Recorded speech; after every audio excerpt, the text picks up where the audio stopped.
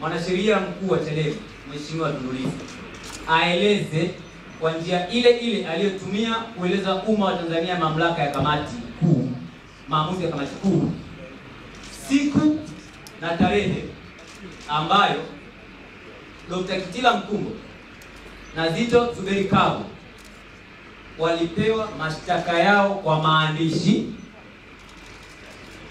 na atoe nakala ya majibu yao kwa maandishi kama yapo kwa mujibu wa katiba ya Chadema.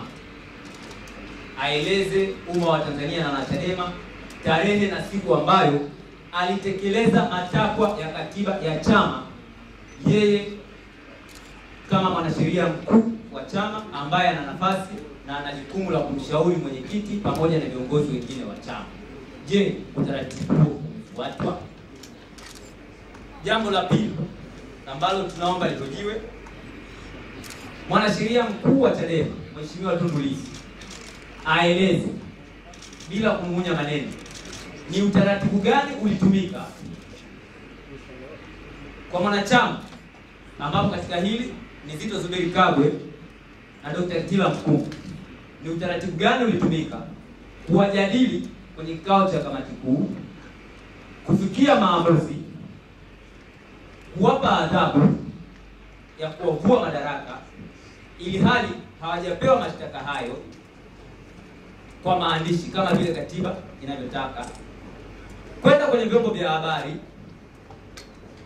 kueleza Watanzania na wanachadema kuhusu maamuzi hayo, na kisha kutoa siku 14 kwamba wanatakiwa wajieleze au wajitetee.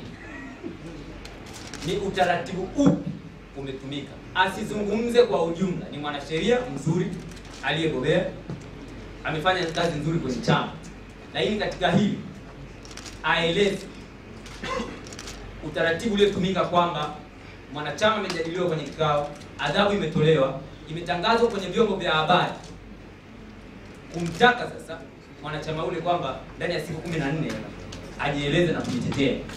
Ni utaratibu wa aina gani? Ni sheria ya wapi? Na utawala bora wa aina gani ambao yeye kama mwanasheria na mshauri mkuu wa chama cha Chadema ameufuata?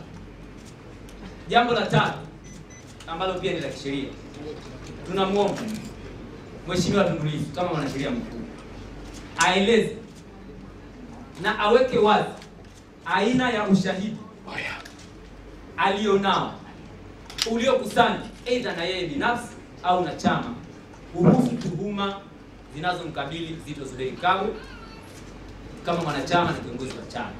Aseme kwamba tuna ushahidi wa kusikia, kuna wanachama waliotoa maelezo yakachukuliwa na yakarekodiwa, kuna karatasi ambayo tuliipata inaeleza kuhusu tuhuma yoyote dhidi ya Zitto Zuberi Kabwe, ambapo kamati imejiridhisha bila shaka kwamba ametenda hizo tuhuma, na hasa baada ya yeye kuikana na kuikataa ripoti ya siri ambayo ilikuwa inazungushwa mtandaoni, ingawaje hakuona sababu kushauri chama kuikataa taarifa ile kama alivyoweza kutoa tamko. Tunaomba aeleze wazi ili Watanzania na wana Chadema waweze na wao kufanya maamuzi kwa nafasi ile ile ambayo kamati kuu imeipata kuweza kumhukumu Zitto Kabwe na Dr. Kitila Mkumbo.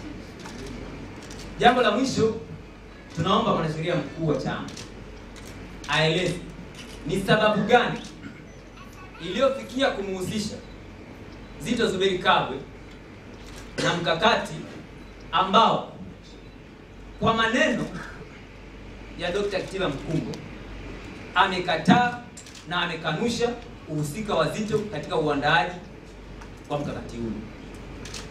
Huu ni ushahidi wa kwanza kabisa wa mtu ambaye anasema hajahusika, mimi ndio niliyeandaa na hajahusika. Ni ushahidi wa kwanza, oral evidence. Na leo mmesikia kwa masikio yenu ametangaza mbele ya umma wa Tanzania kwamba Mheshimiwa Zitto Zuberi Kabwe hakuhusika. Ni mkakati huo huo ambao tunaenda kwenye aina ya pili ya ushahidi wa maandishi ambao unasema kwamba tutampata na tutaenda kuwasiliana na mhusika mkuu kwa sababu na yeye mwenyewe hatuamini kama yuko tayari kwa biashara hii.